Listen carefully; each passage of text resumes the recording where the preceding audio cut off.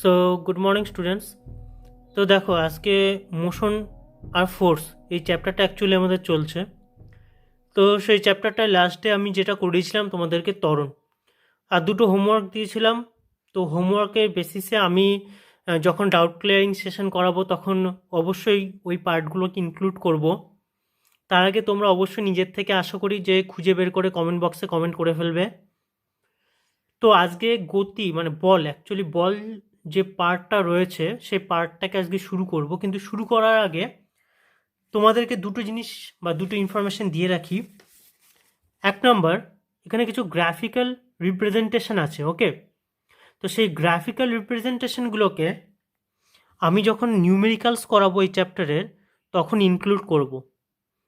তো সেগুলো জেনারেলি রয়েছে হচ্ছে মানে বলের ওপরে বা মোশনের ওপরে। তো সেই ব্যাপারগুলোকে আমি তখন ইনক্লুড করে নেব। আর আরেকটা জিনিস, যে কেন মন্দন অর্থাৎ রিটার্ডেশন এই জিনিসটিকে নেগেটিভ ত্বরণ বলা হয়ে থাকে। তো এই জিনিসটাকে আগের দিন একটুখানি মানে স্কিপ করে ফেলেছিলাম কোনো কারণে, তো সেই জিনিসটা আমি আজকে বলে দিচ্ছি। তো প্রথম হিসাব যে এরা অ্যাকচুয়ালি দুজনেই সেম, একটা জিনিস ছাড়া, সেটা হচ্ছে একটা নেগেটিভ সাইন ছাড়া। মানেটা কীরকম দাঁড়াচ্ছে, যে আজকে যদি আমি এখান থেকে দৌড়ানো শুরু করি আর এইখানে গিয়ে থামি, অর্থাৎ আমি একটি নির্দিষ্ট দিকে, যেটা আমার কাছে একটা ফরওয়ার্ড ডিরেকশন, দৌড় দিয়ে একটা নির্দিষ্ট সময়ে একটা নির্দিষ্ট ভেলোসিটিতে একটা নির্দিষ্ট ডিস্টেন্সকে কভার করে যাচ্ছি। তো সেটা আমার মধ্যে কি তৈরি করলো? ত্বরণ তৈরি করলো। তো আগের দিনও আমি বারবার এই একই ল্যাঙ্গুয়েজটাকে কি করে এক্সপ্লেন করতে হয় সেটা বুঝিয়েছি, তাই আজকে শুধুমাত্র ল্যাঙ্গুয়েজটা এক্সপ্লেন করলাম, কিন্তু কোনো ম্যাথমেটিক্যাল মানে অ্যাকচুয়ালি আগের দিন যেমন এক্সাম্পল দিয়েছিলাম সেরকম কোনো এক্সাম্পল দিলাম না আজকে। তো যখন আমি এদিকে যাচ্ছি তখন আমি প্লাস ভ্যালু নিয়ে যাচ্ছি, আর যদি আমি এদিকে ফিরে আসি তাহলে কি হচ্ছে, আমার অ্যাকচুয়াল যে ডিরেকশন তার রেসপেক্টে আমি নেগেটিভ জিনিস নিয়ে ফিরে আসছি। এবার যদি এরকম হতো যে আমাকে ঠেকানোর জন্য দুজন সন্ডা মার্কা লোক দাঁড় করিয়ে রাখা রয়েছে, তাহলে তারা যে ফোর্সটা অ্যাপ্লাই করতো সেটা আমি যে ডিরেকশনে যাচ্ছি তার ঠিক অপোজিট ডিরেকশনেই হতো, ঠিক আমি পিছন দিকে ফিরে আসার মতনই। অর্থাৎ যদি আমি বলি যে আমি যে ত্বরণ তৈরি করছিলাম যেটা বেগ বাই সময়ের সমান, যেখানে বেগ মানে হচ্ছে বস্তুর যে অবস্থার পরিবর্তন গতিবেগের, অর্থাৎ ধরে নেওয়া যাক যে বস্তুটির t1 সময়, যখন t1 ধরে নেওয়া যাক এটা t1 আর এটা হচ্ছে t2, t1 সময়ে বস্তুটির বেগ যদি u থেকে থাকে আর t2 সময়ে, বাট বা তুমি সিম্পলি ধরে নাও যে এখানে t2 বাদ দাও, এখানে এটাকে একদম জেনারেল টাইম ধরে নাও t, অর্থাৎ কোনো একটা সময়ের সাপেক্ষে একটা ফিক্সড t1 আর t2 ধরতে গেলে পরে কী সমস্যাটা হতো বুঝে দেখার চেষ্টা করো। এটা হচ্ছে আমার কাছে t, এটা হচ্ছে আমার কাছে t1, এটা হচ্ছে আমার কাছে t2, এগুলো হচ্ছে একটা টাইম ফ্রেম। তো আমি যখন এখান থেকে ক্রস করে এখানে আসছি তখন কিন্তু অলরেডি আমার সিচুয়েশন চেঞ্জ। তো এই জন্য বলা হয় যে একটা স্পেসিফিক টাইম ফ্রেমের জন্য যখন কোনো বস্তুর বেগের পরিবর্তন হচ্ছে তখন সেটাকে আমরা কি বলছি? ত্বরণ। তুমি ভি মাইনাস ইউ লেখো, ইউ মাইনাস ভি লেখো, আমি ইউ মাইনাস ভি ধরে নিয়েছি আমার কনসিডারেশনে। তাহলে মন্দন যখন তৈরি হবে তখন সেটা কিভাবে কাজ করবে? উল্টো দিকে কাজ করবে। যখনই ওটা উল্টো দিকে কাজ করবে তখনই কি হবে? ওখানে বেগ হ্রাস পাবে। যদি বেগ হ্রাস পায়, যদি বেগ হ্রাস পায় তাহলে প্রথমে এ বড় ছিল, আমার মতে আমি ধরে নিচ্ছি যে ইউ বড় ছিল, ভি ছোট ছিল, কিন্তু যদি বেগ হ্রাস পায় তখন কি হচ্ছে, ইউ কমে যাচ্ছে আর ভি বড় হয়ে যাচ্ছে, অর্থাৎ তখন V minus you by T হচ্ছে, আশা করি বুঝাতে পারছি, একটা স্পেসিফিক টাইম ফ্রেমের জন্য। অর্থাৎ আমি ইউ মাইনাস ভি যদি পেতে চাই এখান থেকে, তাহলে আমাকে কি লিখতে হবে, মাইনাস, মানে মাইনাসকে কমন নিতে হবে। মাইনাসকে কমন নিলে পরে কি হবে, এর আগে মাইনাস চলে আসবে, অর্থাৎ মাইনাস ভি হয়ে যাবে প্লাস ইউ হয়ে যাবে বাই টি হয়ে যাবে, যেটা ইকুয়াল টু আমি লিখতে পারি you minus V by T. অর্থাৎ আমি যদি আগের ফরম্যাটেই পেতে চাই, তাহলে আগের ফরম্যাটটা আর এখনকার ফরম্যাটটা সেম রইল, শুধুমাত্র একটা মাইনাস সাইন ইনক্লুড হলো। অর্থাৎ যখনই বস্তুর বেগের পরিবর্তন হচ্ছে এবং কোনোভাবে প্রথম বেগটি যখন ছোট হয়ে গেল, প্রথম বেগটি মানে আমার বেগ দেখা গেল ইউ ছিল, লোকটার বেগ ভি ছিল, তাহলে আমার বেগ যখনই ছোট হওয়া শুরু করলো, অর্থাৎ আমার মধ্যে থাকা ত্বরণ, আমার মধ্যে থাকা ফোর্সটা, যে ত্বরণটা তৈরি করছিল সেটাও কমা শুরু করলো, আর সঙ্গে সঙ্গে লোকটার যে ত্বরণ সেটা বাড়া শুরু করলো, অর্থাৎ আমি পিছু হটতে থাকলাম। তো এইভাবে মন্দন নেগেটিভ ত্বরণকে নিয়ে তৈরি হচ্ছে। তো যাই হোক, এরপরে আমরা কিসে আসব, এরপরে আমরা চলে আসবো ডিরেক্ট বল বা ফোর্সে। তো প্রথমেই ডেফিনেশনগুলো তোমাদেরকে বোঝাই। তো বল বা ফোর্স এই জিনিসটা অ্যাকচুয়ালি কীভাবে আসলো, বল বা ফোর্সের কনসেপ্টটা আসলে এখান থেকে, যে কোনো একটা বস্তু, তো এখানে দেখতে পাচ্ছ একটা পিঁপড়ে মুভ করছে, তো এখান থেকে তোমরা কী কী মনে রাখতে পারো, যে এইটা, এই যে পিঁপড়েটা যে জিগজ্যাগ হইতে গেল, এটা কি হলো, ডিস্টেন্স কভার করলো, ওকে, ডিসপ্লেসমেন্ট নয় কিন্তু। তো এই ডিস্টেন্স বা ডিসপ্লেসমেন্টটাকে কভার করার জন্য ওর মধ্যে এনার্জি দরকার ছিল, আর যে এনার্জিটা ওকে ওর প্রেজেন্ট সিচুয়েশনটা চেঞ্জ করতে হেল্প করলো, আর সেই জিনিসটার নামই দেওয়া হলো বল। অর্থাৎ বল একটা একটা হচ্ছে বলতে পারো সিচুয়েশন, একটা একটা অবস্থা, যেটা বস্তুর কারেন্ট যে অবস্থা সেটাকে চেঞ্জ করে দিচ্ছে। অর্থাৎ বল হচ্ছে যা বস্তুর কারেন্ট সিচুয়েশনকে চেঞ্জ করতে পারে, বস্তুর আকার আকৃতির পরিবর্তন ঘটাতে পারে, গতির পরিবর্তন ঘটাতে পারে, অথবা বস্তু যেই দিকে যাচ্ছিল, কেননা এইমাত্র আমি ত্বরণ আর মন্দনের যখন ডেফিনেশন বোঝালাম, তখন আমি বলেছিলাম যে যদি কোনো কারণে যে আমাকে স্বর্ণমার্কা লোকটা যে আমাকে ঠেকানোর চেষ্টা করছে, তার যে ফোর্স যদি বেড়ে যায়, যার জন্য তার মধ্যে ত্বরণ বেড়ে যাবে, যার জন্য তার মধ্যে গতি বেড়ে যাবে, অর্থাৎ আলটিমেটলি তার কাছে সব কিছু বেশি, আমার কাছে সব কিছু কম, তখন আমি পিছু হটবো আর আমার কাছে নেগেটিভ ত্বরণ তৈরি হবে। অর্থাৎ ত্বরণ যেটা আমাকে পিছু হটতে বাধ্য করলো, অর্থাৎ আমার গতির পরিমুখ বা গতির অভিমুখ, অ্যাকচুয়ালি অভিমুখকে পরিবর্তন ঘটিয়ে দিল। তাহলে বলকে আমরা এইভাবে ডিফাইন করতে পারি, বা এতগুলো পয়েন্টে আমরা অ্যাকচুয়ালি ডিফাইন করতে পারি। তো এই বল দু রকমের বল হয়, একটা ব্যালেন্স ফোর্স হয়, একটা আনব্যালেন্স ফোর্স হয়। তো ব্যালেন্স ফোর্সটা কি, অনেকটা ওই রকম, যখন ওই দড়ি ধরে টানাটানি খেলা হয়, কিংবা এই দুটো সন্ডা মার্কা লোকের মাঝখানে যদি তুমি পড়ে যাও, তখন কি হবে, দুজনে সেম অ্যামাউন্টের ফোর্স দিয়ে তোমাকে চিড়ে চ্যাপটা করে ফেলার চেষ্টা করবে। তখন যে বলটা তৈরি হচ্ছে সেটা হচ্ছে ব্যালেন্স ফোর্স, কেননা তুমি চিড়ে চ্যাপটা হচ্ছে ওদের দুজনের মাঝখানে পড়ে, না তুমি এইদিকে আসতে পারছো, না তুমি এইদিকে আসতে পারছো, না তুমি এইদিকে আসতে পারছো।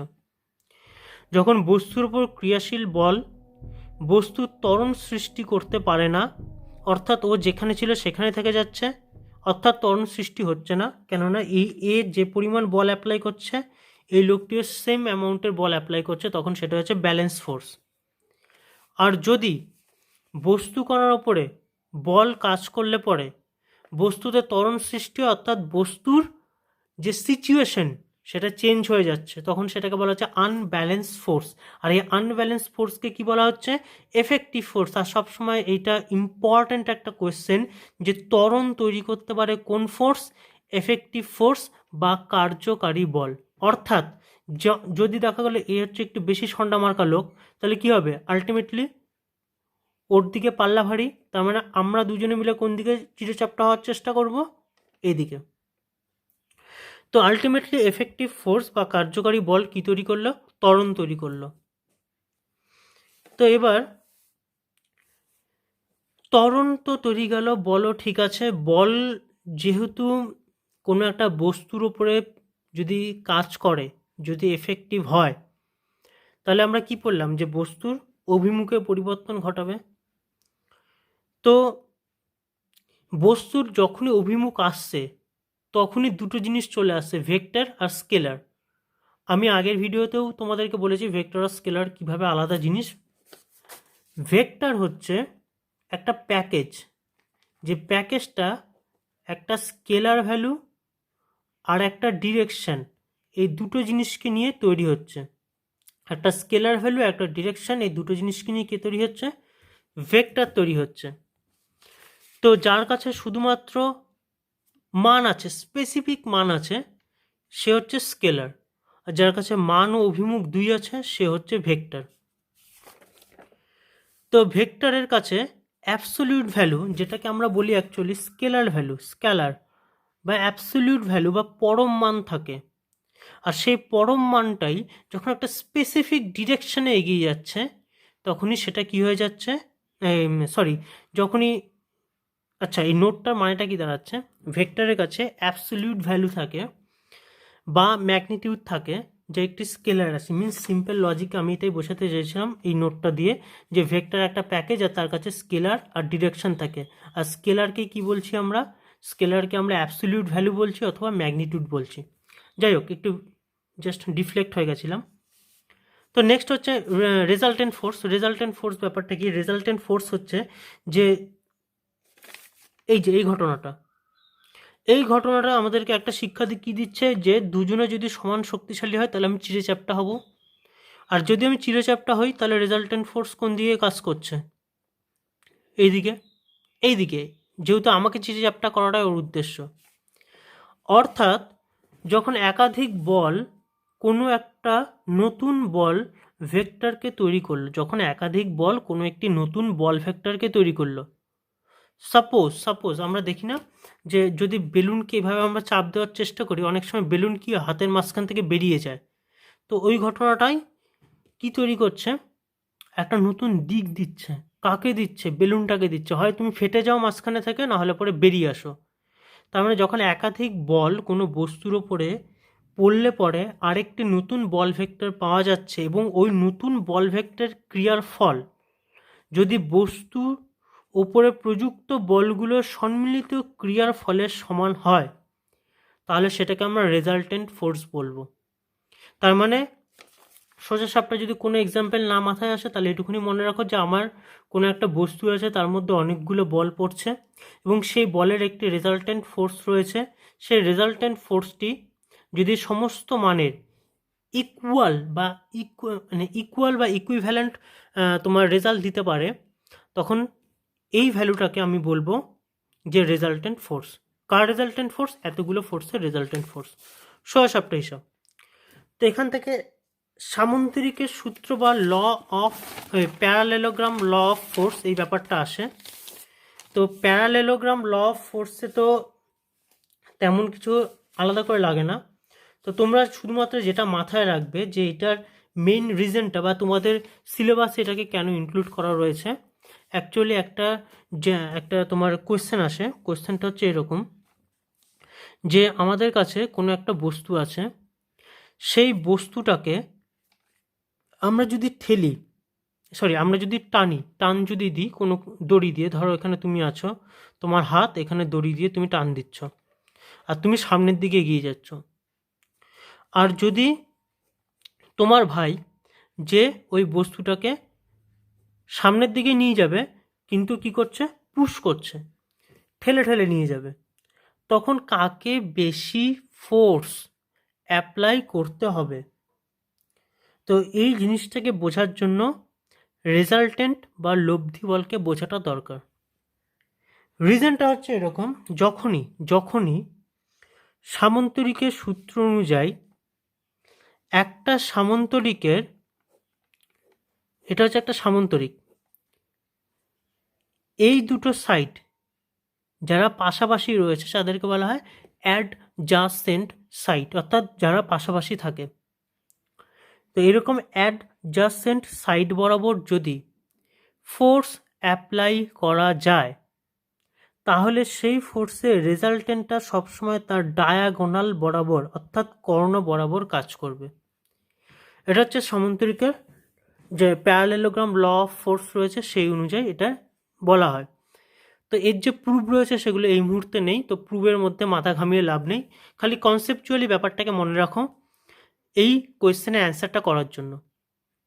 তো ঘটনাটা কি ঘটছে, তুমি যখন বস্তুটাকে এই ডিরেকশনে টানছো তখন তুমি রেজাল্টেন্ট ফোর্সটাকে এই বরাবর অ্যাপ্লাই করার চেষ্টা করছো, যার ফলস্বরূপ তোমার এখানে দুটো ইনভিজিবল পার্ট তৈরি হচ্ছে, সেটা হচ্ছে অ্যাডজাসেন্ট দুটো সাইড। যে অ্যাডজাসেন্ট সাইডটা দুটো আলাদা আলাদা ডিরেকশানে কাজ করছে, একটা হচ্ছে ওপরের দিকে কাজ করছে আর একটা হচ্ছে নিচের দিকে কাজ করছে।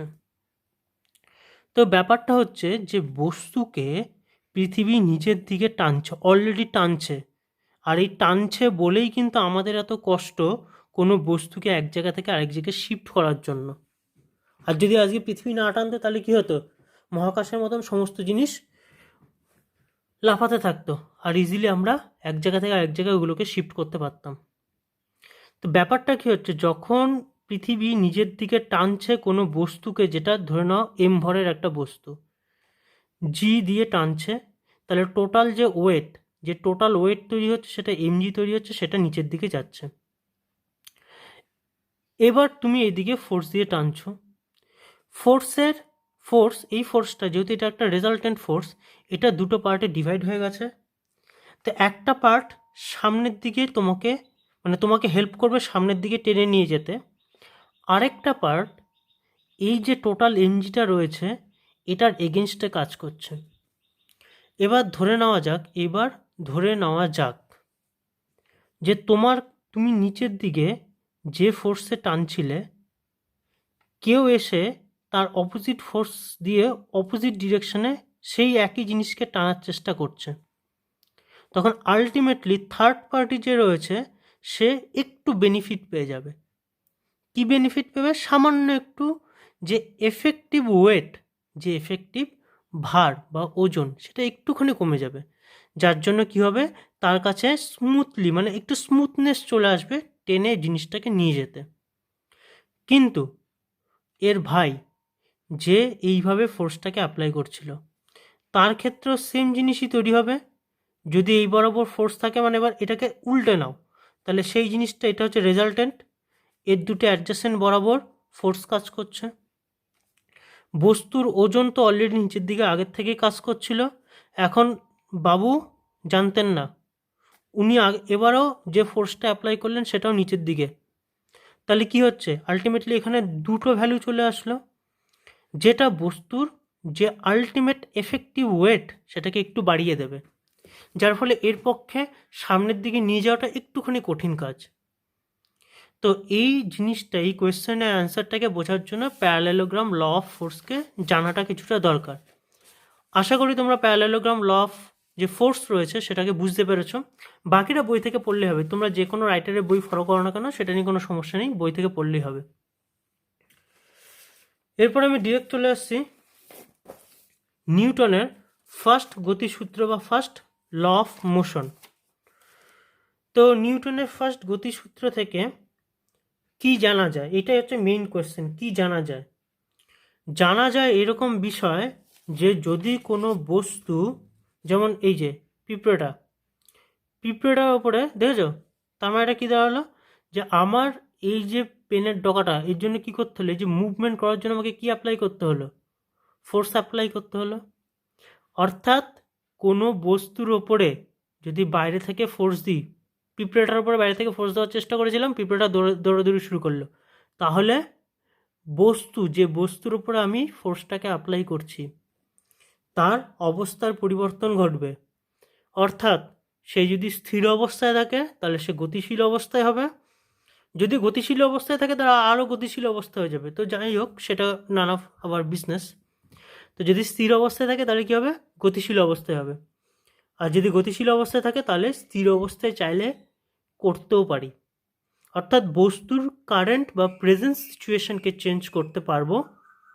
আর এই বস্তুর কারেন্ট বা প্রেজেন্ট সিচুয়েশনকে বলা হলো বস্তুর জাড্য ধর্ম। তো নিউটনের প্রথম গতিসূত্র বলছে যে বাইরে থেকে কার্যকর, সবসময় মাথা রাখবে নিউটনের সূত্রে একটা জিনিসকে বলা রয়েছে, সেটা হচ্ছে কার্যকর বল। অর্থাৎ নিউটনের গতিসূত্র কার্যকর বল ছাড়া কিন্তু অ্যাকচুয়ালি কাজ করবে, কার্যকর বলের জন্যই কাজ করবে। কেননা এফেক্টিভ ফোর্স বা আনব্যালেন্সড ফোর্স বস্তুতে ত্বরণ তৈরি করবে, যেটা আগে পড়েছি। আর এই ত্বরণ বস্তুকে সামনের দিকে এগিয়ে নিয়ে যেতে হেল্প করবে। আর এই হেল্পটাই কোথা থেকে আসছে? বস্তুর সিচুয়েশন চেঞ্জের জন্য দায়ী, অর্থাৎ বস্তুর জাড্য ধর্ম চেঞ্জের জন্য দায়ী। তো জাড্য ব্যাপারটা কি? জাড্য হচ্ছে কোনো পদার্থের একটি মৌলিক ধর্ম, একটি বেসিক ধর্ম।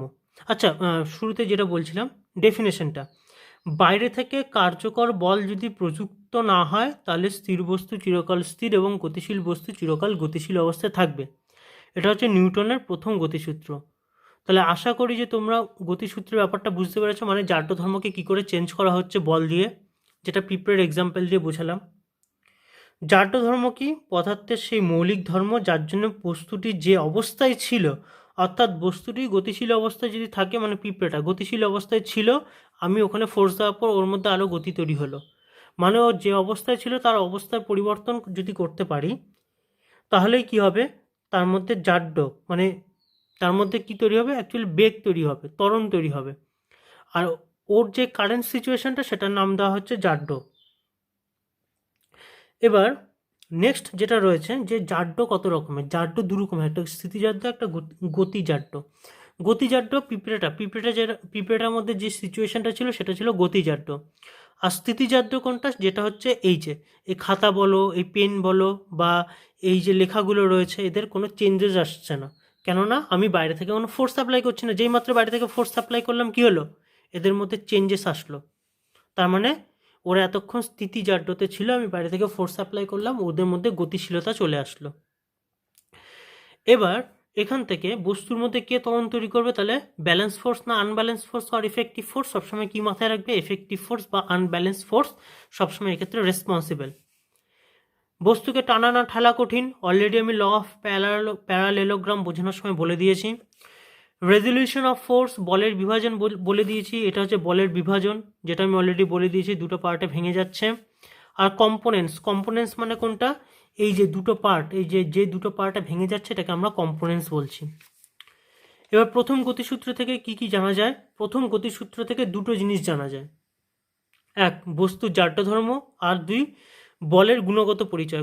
গুণগত পরিচয় মিনস হচ্ছে ওটা এফেক্টিভ না নন এফেক্টিভ অর আনব্যালেন্সড ফোর্স, তো এই ব্যাপারগুলো জানা যায়। ঠিক আছে? তো আমি কিন্তু শুরুতে বলে দিয়েছি, এই মুহূর্তে যা যা ক্লাস করাচ্ছি পুরোটাই করাচ্ছি হলো ওই থিওরি বেসিস। তো আমরা নেক্সট ভিডিওতে অ্যাকচুয়ালি সেকেন্ড ল বলো, থার্ড ল বলো, বা তারপরে যে পার্টগুলো রয়েছে, লিনিয়ার মোমেন্টাম, এই সমস্ত পার্টগুলোকে শেষ করব। তো তারপরের থেকে শুরু হবে হচ্ছে নিউমেরিক্যাল এক্সপ্রেশন। তো তোমাদের সঙ্গে নেক্সট ভিডিওতে আবার দেখা হচ্ছে।